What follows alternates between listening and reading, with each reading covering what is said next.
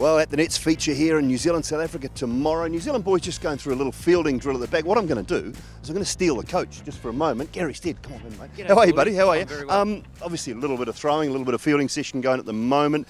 The net sessions, the intensity now compared to before the tournament, how do you structure them?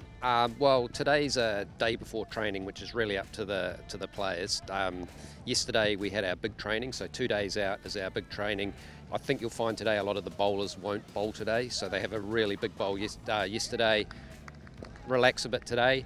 The nets, I mean, you want them being similar to the middle as well, and unfortunately these ones just a little bit slow because of the rain that's been around. So we just have to be smart around doing our work, but not getting into habits on a wicket that we're not going to play. All right, talking about the nets yesterday then, Lockie Ferguson, there was just a couple of little concerns. Is he okay? Everything all right? Lockie's fine. We've got 15 to choose from for the match, so we're in good nick from an injury perspective. And how's the intensity from the bowlers in the nets, and what do the batters want? What are they looking for? Well, I mean, again, they're looking for as higher intensity as they can. We make sure that with our warm-ups out here that Jergo gets the boys going at full tit before they come into the nets as well, so no warm-up balls over there, so as higher intensity as we can get. How long are the batters spending in the nets? We saw they had a good session yesterday. You know, who likes the most time? Who's the greediest? Well, Kane Williamson likes to bat in the nets. He likes batting a lot. Specifically, what have you been practicing for the South African game?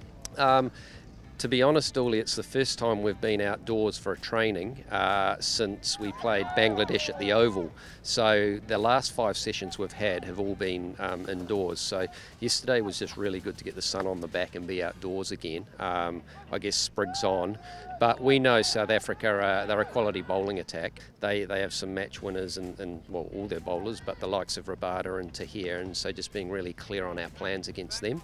From a bowling perspective, we've looked at our matchups and we think we've got some matchups that will hopefully challenge South Africa as well.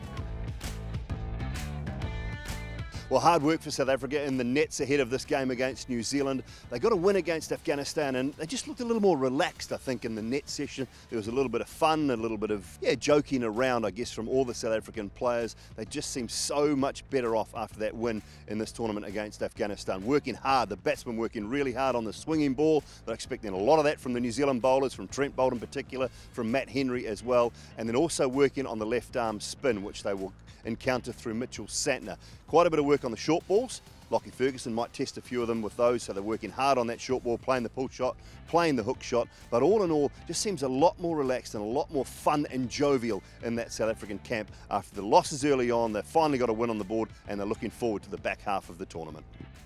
So all set for this big encounter. Birmingham's the venue. New Zealand, South Africa, got to be a great match.